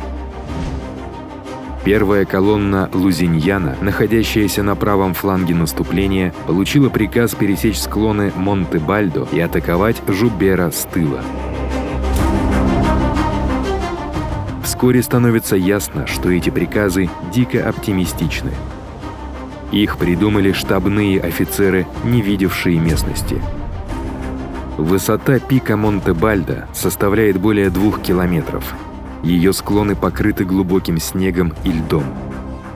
Тропы коварны, тем более с наступлением темноты, а дров для разбивки лагеря нет. Лишь выбрав широкий обходной путь, Лузиньян смог хоть как-то продвинуться вперед, потеряв при этом 200 человек от истощения и переохлаждения. Тем временем, 2-я и 3-я австрийские колонны достигают французского форпоста в Ферраре. Первая атака отбита. И, следуя приказу, они ждут появления колонны Лузиньяна, прежде чем начать вторую атаку.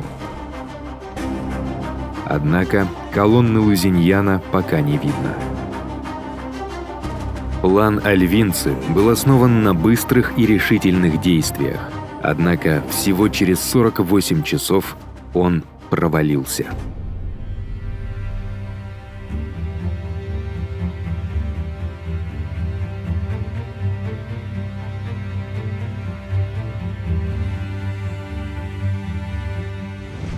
В Ровербелле Наполеон обдумывает поступающие донесения. Он знает, что передовой аванпост Жубера атакован в Ферраре, что Массена отбил атаку австрийцев на Верону, а Ажиро столкнулся с крупными австрийскими силами у Линьяга, готовыми переправиться через Адидже. Неужели альвинцы используют ту же тактику, что и раньше, атакуют с востока? Затем поступает второе донесение от Жубера. Его разведчики обнаружили вражескую колонну, марширующую в обход. Он не сомневается, что ему грозит крупная австрийская атака, и начинает отводить свои войска к Риволи. «Донесения, которые я вам передал, точны», — говорит он своему начальнику. «Будьте уверены, враг приложит все усилия, чтобы отбросить меня к Мантуе».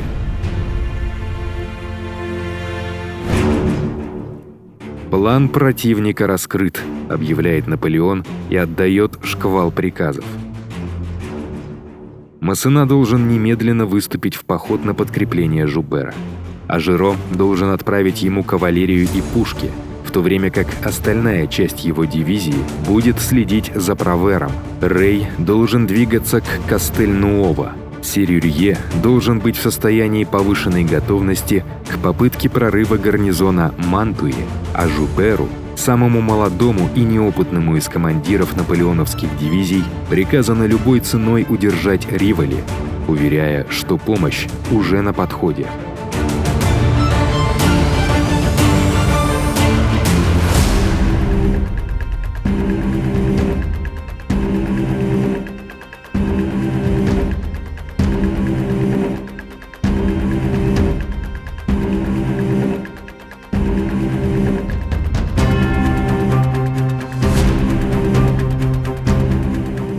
После того, как Жубер устроил австрийцам кровавый разгром при Ферраре, он за ночь вывел свои войска и занял оборонительную позицию в окрестностях Риволи.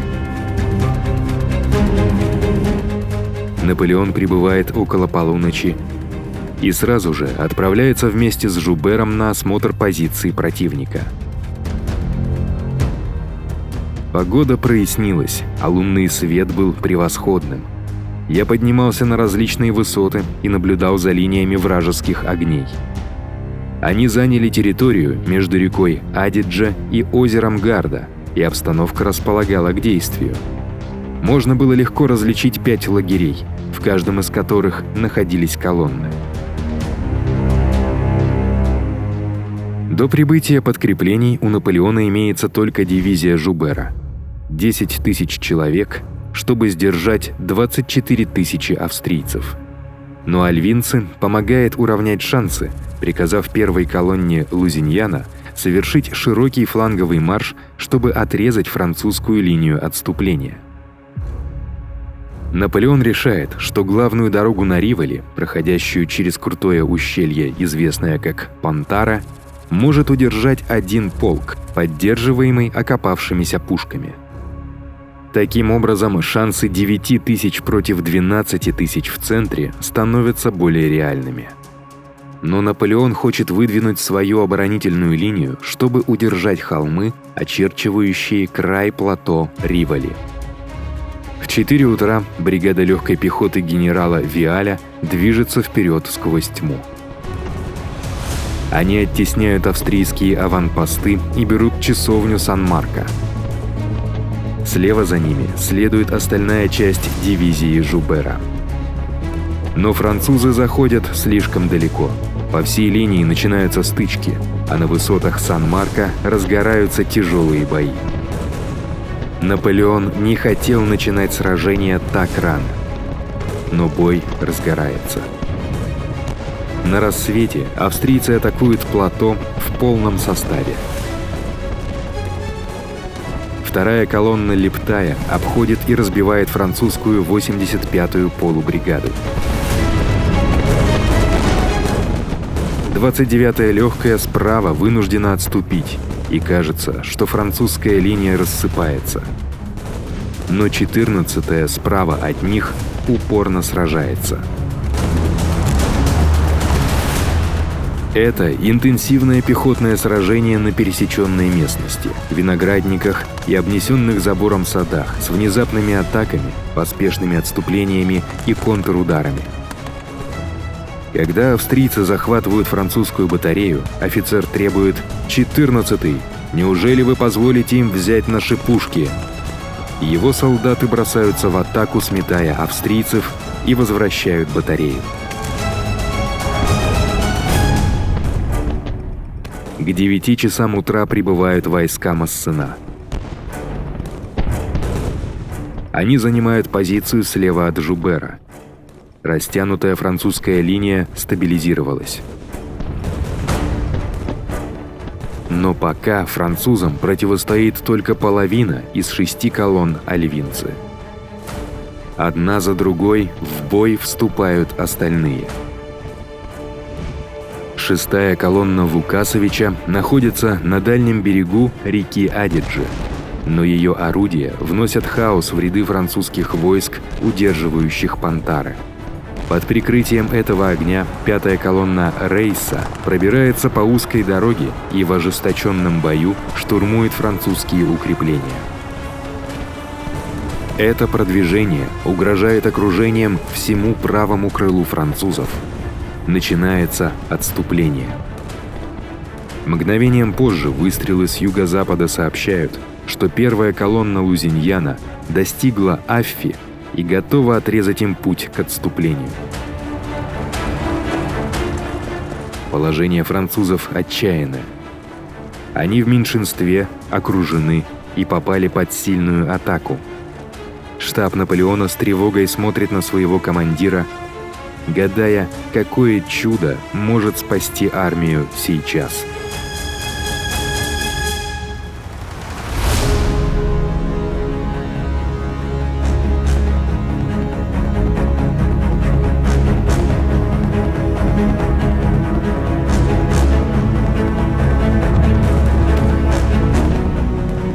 Предчувствуя победу, генерал Альвинцы и его штаб выезжают вперед и подбадривают свою пехоту. Наполеон сохраняет спокойствие. Он знает, что центральные колонны альвинцы близки к изнеможению. У них нет кавалерии и слабая артиллерийская поддержка. Он определяет колонну Рейса как самую непосредственную угрозу и приказывает Жуберу отправить всех людей и орудия, которые он может выделить, в контратаку. Генерал Леклерк и 21-летний капитан Лассаль бросаются в атаку со всей французской кавалерией. Всего несколько сотен всадников. Под таким натиском передовые австрийские войска отходят в ущелье. Здесь они сталкиваются с остальной частью наступающей колонны. Кавалерия и пехота зажаты вместе. Одни продвигаются вперед, другие пытаются спастись. Люди Жубера поливают их огнем с возвышающегося над ними хребта. Последней каплей становится разрушительный взрыв повозки с боеприпасами.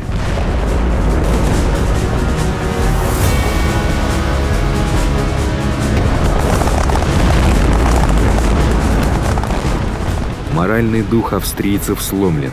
Оставшиеся в живых отступают по дороге в безопасное место. Теперь Наполеон обращает все свое внимание на центр, где измотанные австрийские колонны оказались в беспорядке. Внезапное появление французской кавалерии при поддержке пехоты и пушек вызывает панику и массовое бегство. Альвинцы, который, должно быть, считал себя на пороге победы за несколько минут до этого, теперь вынужден бежать в тыл, сея тревогу среди своих людей. К часу дня основная часть австрийской армии начала быстро отступать, оставив 1-ю колонну Лузиньяна в неудобном положении. Полностью изолированный, он начинает отступление, но прибытие бригады генерала Рея в его тыл приводит к разгрому. Менее половины из 4000 человек спасаются бегством. Благодаря упорству, мужеству и удаче итальянская армия превратила мрачную ситуацию в удивительный триумф. Французские потери скромны. Потери австрийцев опустошительны. За следующие несколько дней в плен попадают еще 5000 австрийцев, которые с трудом пробиваются назад через горные перевалы. Наполеон не будет присутствовать при этом. Он получил известие о том, что Правера переправился через Адидже и идет на Мантую. Для него это шанс нанести еще один удар по врагу и решить судьбу Мантуи.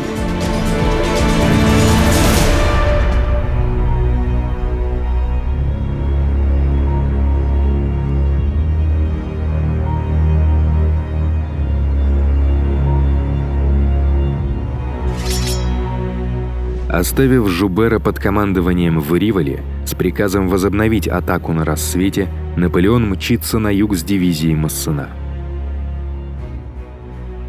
Правера не подозревает о катастрофе, охватившей армию альвинцы. Не знает он и о том, что теперь охотятся уже за ним. Он продвигается к Мантуе. За ним тенью следует Ажеро, который уничтожает его арьергард. 2000 человек попадают в плен. У Правера остается всего 7000 человек, и единственная надежда – прорвать французские линии осады.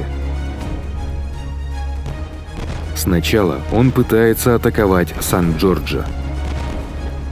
Внушительная французская оборона и мощная канонада останавливают его.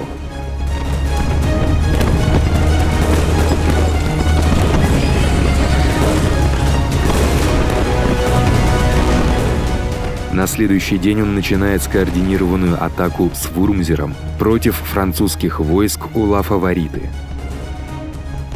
Но Наполеон уже прибыл с дивизией Массена с севера. Слабые, голодные люди Вурмзера вынуждены вернуться в цитадель. В то время как решительная атака 57-й полубригады врезается во фланг Правера. С приближением Ажеро с востока Правера сталкивается с невыносимыми трудностями и сдается со всеми своими силами.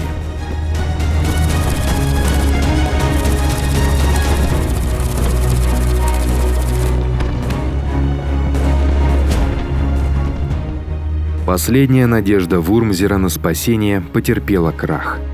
Он откладывает неизбежное на 2 мучительные недели.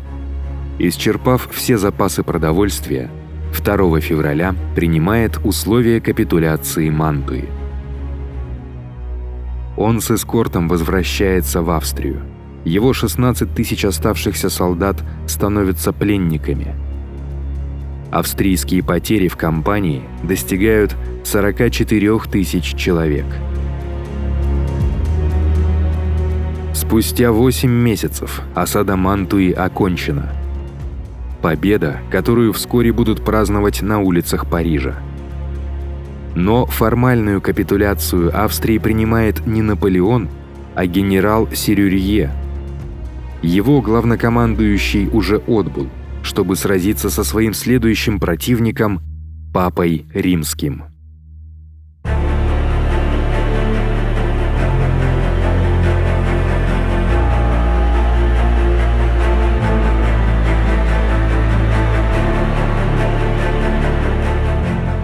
Из Рима Папа Пий VI снова ведет агитацию против французов.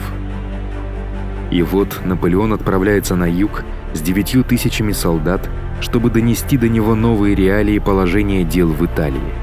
В Фаэнце дивизия генерала Виктора сметает папские войска, а Анкона берется без боя. Последующий Толентинский договор вынуждает папу отдать Романью, а также 30 миллионов франков и 100 произведений искусства. С запозданием победы Наполеона убеждают директорию поддержать его новыми силами. Французские армии, застрявшие на Рейне, получают приказ прислать ему подкрепление. Командующего 34-летнего генерала, еще одну восходящую звезду французской армии, поздравляют с блестящим зимним переходом через Альпы. Его зовут генерал Жан Бернадот.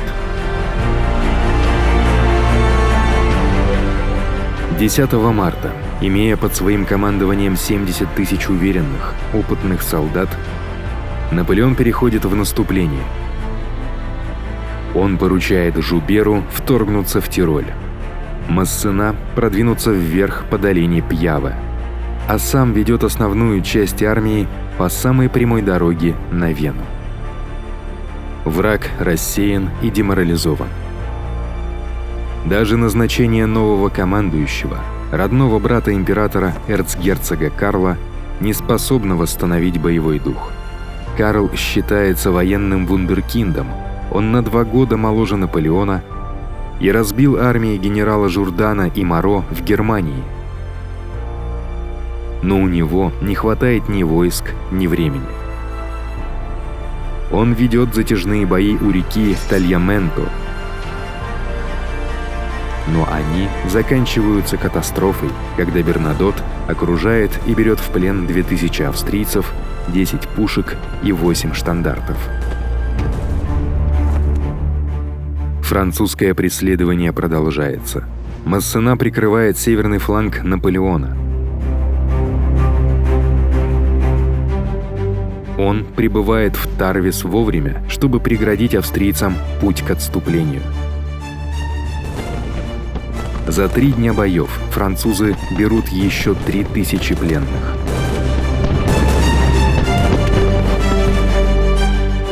Войска Наполеона на каждом шагу обходят и переигрывают австрийцев. Но его положение более опасно, чем кажется. Другие французские армии только-только переходят Рейн, а его собственные линии снабжения теперь слишком растянуты и уязвимы. Вместо того, чтобы отступить, Наполеон продолжает наступление, предлагая эрцгерцогу Карлу начать мирные переговоры. Австрийцы соглашаются. Через 2 дня обе стороны заключают перемирие. И в Леобене начинаются мирные переговоры. После 5 лет конфликта блестящее продвижение Наполеона в Австрию положило конец войне Первой коалиции.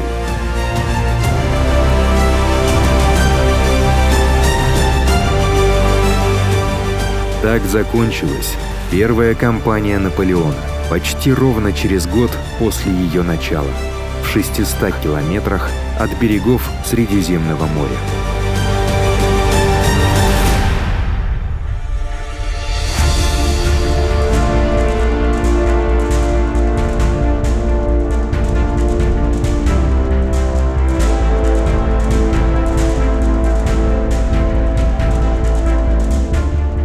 Переговоры в Леобене становятся основой для Кампо-Формийского договора, подписанного 5 месяцев спустя.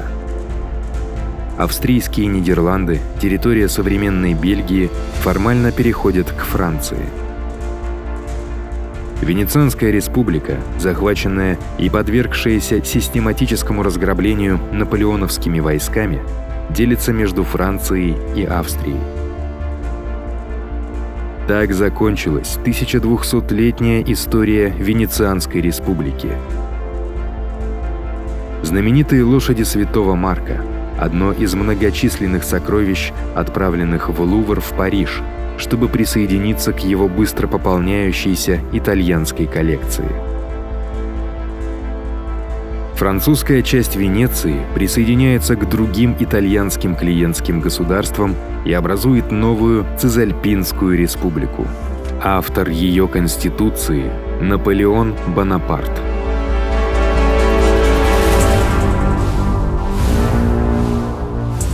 Это наглядное свидетельство того, как далеко продвинулся 27-летний генерал всего за год. Проведя одну из самых блестящих военных кампаний в истории, многие считают ее лучшей, он теперь диктует условия королям и папам, создает новые государства и укрепляет свой статус самого знаменитого военачальника в Европе.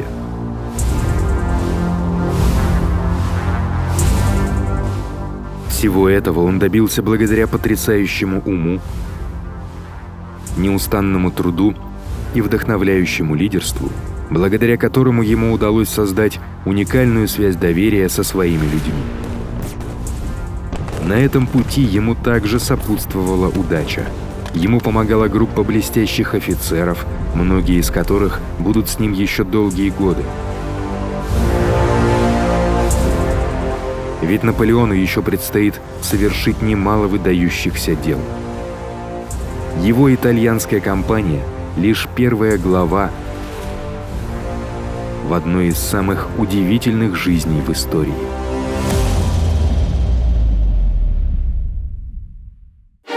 Спасибо за просмотр. Если вам понравилось это видео, пожалуйста, подпишитесь на наш канал, поставьте лайк и обязательно поделитесь им со своими друзьями.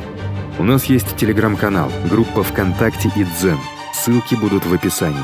Подписывайтесь. Там мы будем выкладывать интересные материалы по истории, а также сообщать о выходе новых роликов. А если вы оформите подписку на Boosty, то получите ранний доступ к новым видео, а также упоминания в конце видео.